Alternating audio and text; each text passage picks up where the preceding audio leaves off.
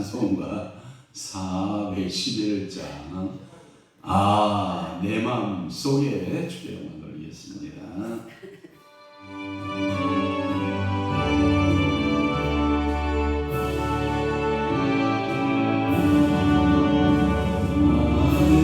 내 맘 속에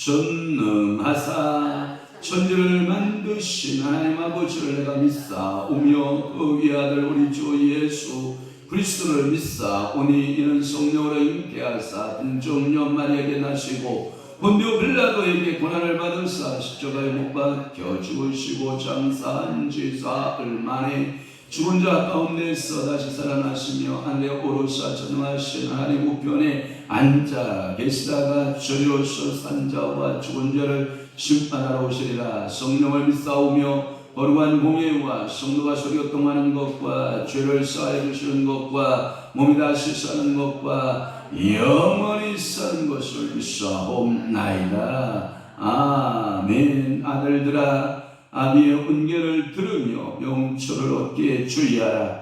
내가 선한 도리를 너희에게 전하노니 내 법을 떠나지 말라. 그렇습니다. 오늘도 우리는 아비의 은혜를 들으며 하나님 아버지 앞에 명철 얻기를 기도하는 자리기를 원합니다. 오늘도 하나님 아버지의 선한 도리를 배우게 하시되 하나님 아버지의 말씀의 법을 배워 우리가 선한 길로 행하며 믿음으로 살아가는 법을 배울 수 있는 귀한 한 날 되도록 성령께서 저희들을 온전히 사로잡아 주옵소서. 오늘은 또한 목요일입니다. 하나님 아버지 목요 영성 집회로 모이오니 원군 각처에서 주의 전을 향하여 모여드는 사랑하는 주의 종들과 또한 하나님 아버지 주의 백성들을 주님이 복되게 하여 주옵시고 우리 목요 영성 집회의 천명이 선보일 수 있는 유명한 한국의 땅에서 전 세계적으로 유명한 목요 영성 집회로 하나님께서 성장시켜 주옵시고 오늘도 강세로 씌워지고 사역자들로 씌워지는 모든 주의 종들에게도 한량없는 은혜의 분복 있게 도와 주옵시고 이를 위해서 애쓰고 수고하는 사랑하는 주의 성도들에게도 하늘의 신령한 복과 이 땅이 기름진 것들로 하나님께서 그들의 손으로 행한 대로 우리 하나님께서 갚으시고 복 내려 주실 줄로 믿습니다. 오늘도 이 새벽에 우리 주님 앞에 간구하는 모든 소원 모든 제목마다 우리 아버지께서 하늘문을 활짝 여시고 이 새벽에 귀한 은혜를 베풀어 주옵소서. 예수 그리스도의 이름으로 축복하며 기도하옵나이다. 아멘. 예레미야 19장 14절에서 15절 말씀, 2절 말씀만 합독합니다. 시작. 예레미야가 여호와께서 자기를 보내사 예언하게 하신 도벳에서 돌아와 여호와의 집들에 서서 모든 백성에게 말하되 만군의 여호와 이스라엘 하나님께서 이와 같이 말씀하시되 보라 내가 이 성읍에 대하여 선언한 모든 백재앙을 이 성읍과 그 모든 촌락에 내리리니 이는 그들의 목을 곧게 하여 내 말을 듣지 아니함이라 하시니라. 아멘. 오늘 예레미야 19장 14절에서 15절 말씀 2절을 중심으로 해서 유다에 대한 최종적인 심판이라고 하는 말씀으로 은혜를 받도록 하겠습니다. 일명 이 14절 15절을 다른 말로 바꾸면 성전들 재앙 예고예요. 예레미야가 어디에 있었다? 성전들에 있었다. 어디에 있다가? 도벳에 있다가 인놈의 골짜기라고 하는 그 죽임의 골짜기에 있었다가 이 말은 뭐냐면 옹기장의 토기장의 그 집에 있다가 이제 장소를 어디로 바꿔요? 예루살렘 성으로 바꿨다라고 하는 거예요. 그래서 예루살렘 성전들에서 그가 예언하여 이제 최종적인 유다에 대한 심판을 선언하고 있다라고 하는 것입니다. 그래서 성전들에 돌아온 예레미야는 이제 도벳 예언을 재확인하면서 예루살렘의 재앙을 예언합니다. 그 결과 이제 내일 아침부터 시작되는 20장의 바수울이라고 하는 그래서 인멜의 아들 20장 1절에 보면 제사장 누구? 바수울의 핍박이 시작이 되는 거예요. 그래서 예레미야와 바수울이 서로 이렇게 두 물 흐름이 이렇게 충돌하게 되는. 그런데 하나님은 바수울 편을 들지 않으시죠. 예레미야의 그 말을 하나님께서 예언의 성취자로 보고 있는 거거든요. 그러므로 결국은 유다와 예루살렘 어디로 향하여 나아간다? 멸망을 향하여 돌진하고 있는 멈출 줄 모르는 브레이크가 파열되어서 제사장이라든지 또는 백성 중에 뛰어난 자들, 지혜 있는 자라든지 선지자들이라든지 백성의 지도자라도 누구라도 깨어있으면 조금은 지원할 수 있겠지만 그러나 아무리 제사장 바수울이 그 예레미야 예언에 대하여서 멸시하고 그리고 박해를 해도 결국은 하나님의 뜻은 어떻게 된다? 성취된다. 우리가 옛말에 이런 말이 있어요. 아무리 기차 길려 오마살이에 옥수수 알아요? 옥수수? 기차 길려 옥수수. 기차가 그 수라를 떨고 달려도 옥수수는 자라야 안 자라요? 자라요. 옥수수는 자랄 수밖에 없는. 그런 것처럼 아무리 바수울이 요란한 기차 소리를 낸다 할지라도 예레미야의 옥수수는 예레미야의 예언은 반드시 성취해 간다라고 하는 것을 여러분들이 기억하셔야 돼요. 그래서 14절의 말씀에 보면 도베에서 돌아와 여호와의 집들에 섰다는 표현을 써요.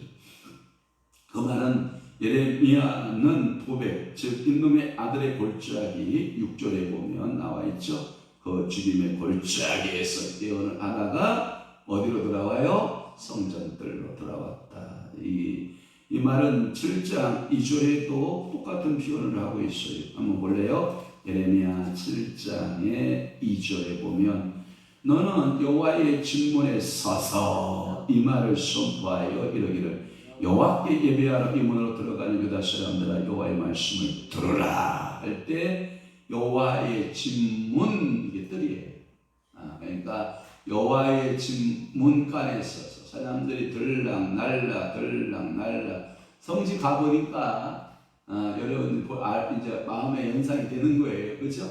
그 성지 문이 동서남북으로 다 있잖아요. 그 문에 들락날락 하는 사람들에게 예레미야 선지자가 위쳐서 성전의 뜰에서 위쳐서 복음을 선포했다. 그리고 아마도 제사를 위해서 그곳에 수많은 군중들이 모였을 것이기 때문이다 라고 하는 것이고 도베스의 예언의 요점을 다시 한번 반복하여 선포하고 있는. 그러니까 예레미야의 예언은 초지일관 변하여 변하지 않나요? 변하지 않나요? 그 하나님의 신탁의 말씀들은 반드시 이루어진다라고 하는 것을 우리가 가슴속에 새겨봐야 돼요. 하나님은 왜 하나님이시냐? 사람이 아니시기에 변개치 아니하시고 그 계획하심에 후회하심이 있다 없다? 없으신 하나님이십니다.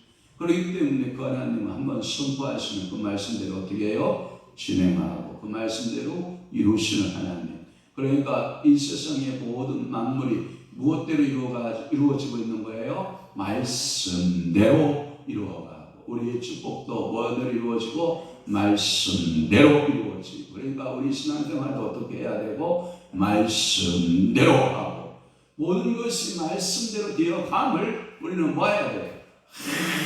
항상 영안이 열려서 듣고 영안이 열려서 영의 귀가 열려서 듣고 영안이 열려서 보고 항상 주의 말씀을 선포하는 여러분 입술 되기를 주님을 축원합니다.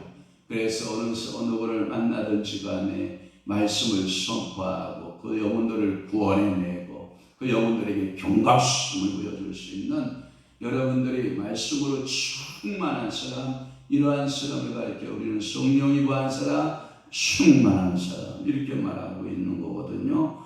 그러니까 유다는 지금까지의 수많은 경고에도 불구하고 하나님의 말씀에 귀를 기울였다 안 기울였다?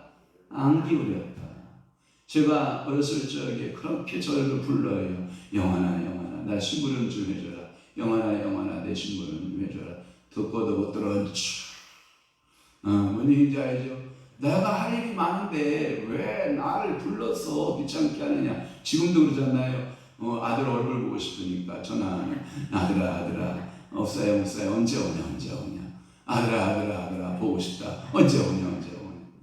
그러니까 이 영혼의 바람이 그런 것 같아요. 제가 우리 두 딸을 보고 또 보아 또 그걸 보고 싶은 것처럼 이 내리 사랑은 어쩔 수 없는 것 같아요.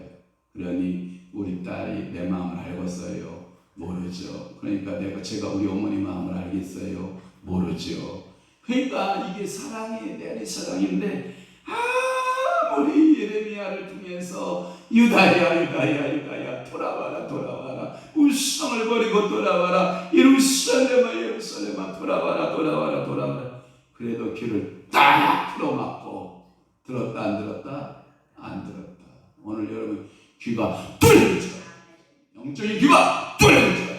그러니까 말씀의 귀가 뚫려야 되고 그러니까 하나님의 말씀을 여러분들이 듣는 은혜가 있기를 바라요. 새벽 시간에 제가 소리쳐서 좀 죄송하긴 하지만 여러분이 귀 좀 뚫어볼 필요가 있어요.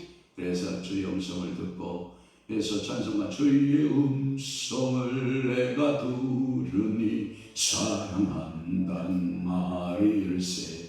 영적인 귀가 열린 사람은 주의 음성을 들을 때 주님께서 나를 사랑한다라고 하는 그 음성 들을 때 여러분들이 기쁜 마음으로 주 앞에 나아갈 줄로 믿습니다. 아멘. 옛날 사랑 하나. 오늘도 주님이 왜 날 사랑하는지는 알 수는 없지만 그러나 그 사랑 앞에 우리가 회개할 것은 회개하고 돌아갈 것은 뭐하고 돌아가는 은혜가 있기를 바라요. 15절 볼게요. 15절에 보면 내가 이 성읍에 라고 하는 말씀을 쓰고 있는데 내가 이 성읍에 대하여 선언한 모든 죄악을 이 성읍과 그 모든 졸락에 내리리니. 하나님의 뜻은 변한다 안 변한다? 아멘. 하나님이 한번 작정하신 것은 변한다 안 변한다? 안 변한다. 내가 돌아오지 않는 유다를 향하여 돌아오지 않는 예루살렘을 향하여 나는 심판을 결정했다. 여러분 여기 보면 무슨 이 성읍은 예루살렘의 수도를 말해요. 최고의 하나님의 성전이 있는 수도부터 시작해서 작은 어디까지 말하고 있느냐면 출락까지 말하고 있는 것을 알 수 있어요. 그 말은 하나님의 심판은 예루살렘 성에만 있다 아니면 전 유다 땅에 임한다? 전 유다 땅에 임한다. 가장 큰 예루살렘 성부터 시작해서 가장 작은 출락에까지 하나님의 심판은 임한다 안 임한다? 임한다. 그 말의 의미는 이런 말과도 같죠. 노인에서부터 젖먹이까지. 아니 젖먹이보다 더 안타까운 게 뭔지 알아요? 임신한 여인의 그 태중에 있는 아이까지 하나님의 심판이 임한다 안 임한다? 임한다라고 하는 것이 예레미야 예언인 것입니다. 예레미야의 성전들의 예언의 내용은 그가 이미 예언한 그대로 모든 재앙을 예루살렘과 유다의 모든 졸락에 내리시는 것이고 그 이유는 심판받는 그 이유는 알고 심판받아야 되잖아요. 그게 뭐냐? 불순종이에요. 불순종과 우상숭배예요. 그러니까 이 불순종과 우상숭배의 결과로 그들에게 심판이 임하는 것을 알 수 있어요. 그래서 유다의 모든 졸락은 수도 예루살렘에 소속되었으므로 결국 예루살렘과 뭐예요? 운명을 같이 하는 거예요. 그러니까 예루살렘이 멸망하면 그 졸락도 함께 멸망을 가져오는 것을 알 수가 있어요. 열왕기상 8장 13절 말씀 찾지 않으셔도 됩니다. 제가 공독해 드리겠습니다. 열왕기상 8장 13절에 보면 내가 참으로 주를 위하여 계실 성전을 건축하여 싸우니 주께서 영원히 계실 조수로소이다. 누가 한 기도예요? 솔로몬이 한 기도예요. 그런 영원한 그 예루살렘을 하나님이 뭐 한다고요? 등져버린다는 거예요. 심판하겠다는 거예요. 얼마나 가까운지 몰라요.